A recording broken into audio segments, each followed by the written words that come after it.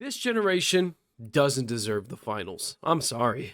What's going on, guys? I'm your local Grandmaster Taekwondo, and I wanted to talk to you today about one of the most enjoyable FPS experiences I've been having in gaming in recent memory in the finals. Modern gaming is a very interesting and kind of hypocritical environment to be in, unfortunately. When everybody and their mother is doing the copy and paste formula of the same basic concept for a battle royale or a same basic arena shooter, then you will have people complaining, we're not getting enough creative new ideas. We're not getting anything that's special or standing out. And that is exactly what the finals is. And now that people have that, nobody's playing it. Now, granted, the game's not actually dead in any capacity. It is going through a bit of a dry spell currently because there's no new content in the game except for weekly updates. But Season 2 is somewhat right around the corner.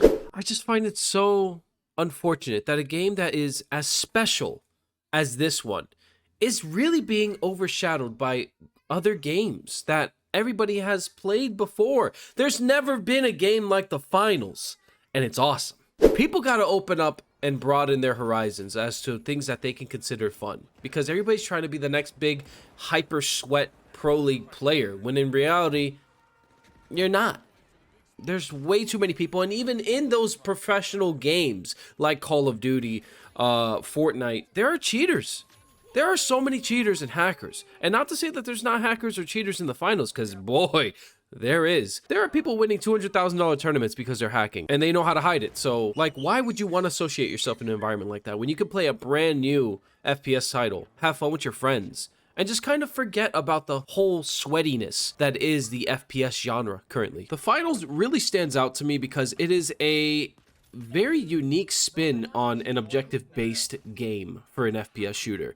Everything is always team deathmatch, battle royale, domination, this and that. But this game is kind of like, I don't even know. The whole purpose of the game is this. You have to find these big-ass cash boxes. They have about 10 to 15 to 20 grand inside of them. You have to take the cash box with your two other teammates, get to a cash-out box like a vault, and then you bank it, and you have to protect the vault while the money gets transferred into your team's account. But at any moment, if you and your two teammates die, nobody's protecting the box. So a whole nother team can show up and claim ownership over the box. And whoever has ownership over that box after the minute and a half gets the money.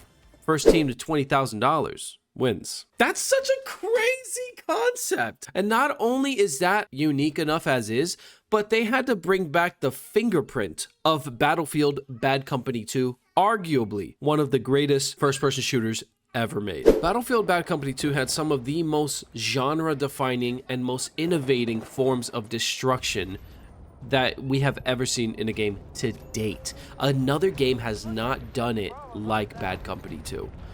Until the finals. And you come to find out that this newly created studio in Embark Studios are all comprised of ex-Battlefield Bad Company 2 developers. And it makes perfect sense why this game has a magical touch to it. Another thing too is you don't have to take this game serious at all. If you wanted to hop on and play a couple matches with your friends and just create the most ridiculous loadouts, you could do that. You don't have, there's just something about the finals that you can get on with your friends. And if you guys are all in the right mindset that day, if nobody's getting too weighed down, if nobody's too stressed, or even if you are stressed, you can tone down with some fun flamethrower matches, or everybody's running sledgehammer trying to destroy the entire map. It's just such a fun, unique, and distinct, one-of-a-kind experience. I haven't experienced something like this in so long, man. I actually cannot recall like the last game that I was having like genuine fun on. Also, not to mention, I know customization is a huge component in modern gaming, and there is a ton of customization options for your characters in the finals. You can customize your headgear, hats, your face gear, your shirts, your straps, your hands, your wrist, your shoes, your skin color, your eye color, your hairstyle, your body type. Like, you can do so much. And this is still season 1. Like, we are still in the foundational part of the finals. We don't even know what to expect with season 2, which really excites me because the developers of the finals have shown time and time again they have not been inconsistent with this. They have been really showing through that they are listening to the community. They don't really speak to us. They don't waste time with words. They just wait for the weekly updates, and every single update, they are giving people exactly what we want. If there's something that's broken in the game, they address it. If there's something that's completely busted in the game, they nerf it, they buff it, they'll add this, they'll remove that, and they're listening to the community, and that's a big deal. That is a huge deal, because somebody who's going to invest their time and money, assumingly, into a game, you want to make sure that the developers hear you as a community member, as a player of their product. And you can tell that the developers are working so hard on this game, even things down to the bundles. Obviously, it's a free-to-play game. They're going to need to find ways to make money. But there are other studios out there, Call of Duty, that they just kind of pump out reskinned bundles. Or Overwatch is a big one too. But the finals, bro, they will give you a legendary skin for a dagger. And you know what it is? It's a cheese grater. And if you inspect it, you see your dude like slicing cheese. That's worth the money. That's hilarious. Also, there's that one bundle for the machine pistol that every time you kill somebody, there's a receipt printer on the side of the gun. And when you print out the receipt, it has the name of your last kill. That is one of a kind. The finals clearly has something cooking in their bundles kitchen, okay? And I can't even imagine what they're going to do for the next battle pass, for the next bundles that they do. It seems like the sky is the limit for these guys. Now, I won't lie. It hasn't been all sunshine and rainbows playing the finals. There's been a few negatives, okay? I know this is the launch season, so there's going to be negatives nonetheless. There's going to be criticisms that the developers are going to have to go through. One of them being certain metas are way too in play currently, including recon senses. They just recently nerfed recon senses, but the whole concept of recon senses, allowing people to see through the walls, allowing people to see where anybody is, that's kind of broken, because in a world where hackers running rampant across all games, that's literally contributing to the hacking problem. And a hacker can now use that ability and hide the fact that he's hacking. You see what I mean? Maybe it's just me. But not only that, there's also a bit of a dry spell right now currently with season 1 of the game.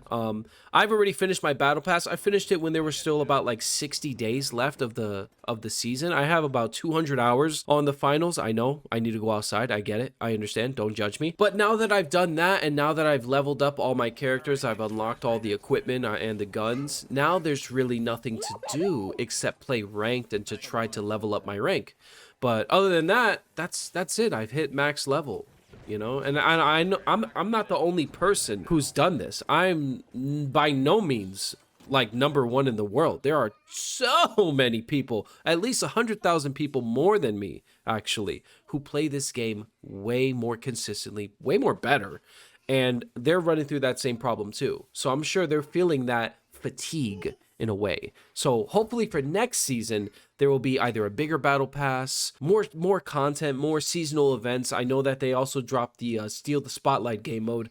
That was really cool because it was a free bundle. All you had to do was just play the actual mode, and you got a whole new outfit, that's appreciated. They understand we need stuff to do. Once we've done it all, we're gonna need stuff to do. There's a lot of expectations for season 2 of this game, okay? Season 2 is going to be the most defining moment for the life and direction of the finals. People are ready for the lore of the finals. They're ready for storytelling. They want to see what's going to be the motivating factor to want to have people to return to this game after season after season after season, you know? We want to see where this goes, because this is a really interesting world, the finals. Everything being in VR. They call real life the meat space, which is kind of, that sounds hilarious. I know people are ready for the lore, they're ready for storytelling, but I know more than anything, people are ready for new content, new things to do. I have an idea for like new events, like, you know, the live events that happen in the middle of the match. I have so many ideas for that. I could imagine like a zombie apocalypse, tornadoes, maybe melee only, maybe a thunderstorm or something. What if an AC-130 pulled up into the arena and just started shooting at everybody that was outside? That would be kind of goated with the destruction that this game brings. I know people are expecting new guns, like miniguns, semi-auto rifles. I want a minigun for the heavy. Maybe an akimbo pistol for the for the light or something like that. I don't know where people's expectations lie with maps for this game, but I personally am perfectly fine if they give us 1 to 2 maps a season. Mainly because, yes, it's only 2 maps, but there are variations. Every time you play the map, there could be a construction variation. It could be at nighttime, foggy, rainy, a sandstorm on Vegas. So there's enough variation with their variation system, whatever you call it, that it allows every match to feel fresh up to some degree. But besides maps, are we going to get new abilities? Are we going to get new specializations? Are we going to get new gadgets, new throwables? They got to get rid of recon senses, right? I don't know. And they're going to give the medium a jetpack, I hope, right? That would be kind of hilarious. Listen, none of us truly know what we want from the finals in detail, but we all know we want more of the finals. This next season will be defining for this game's life, and I'm genuinely more excited for this than anything else except Helldivers 2 with the community. And if you're passionate about the finals and you have your own input you would like to share, comment down below. Let me know. I want to hear what you have to say. And if you're a hater on the finals, please, it's a skill issue. Go back to Call of Duty.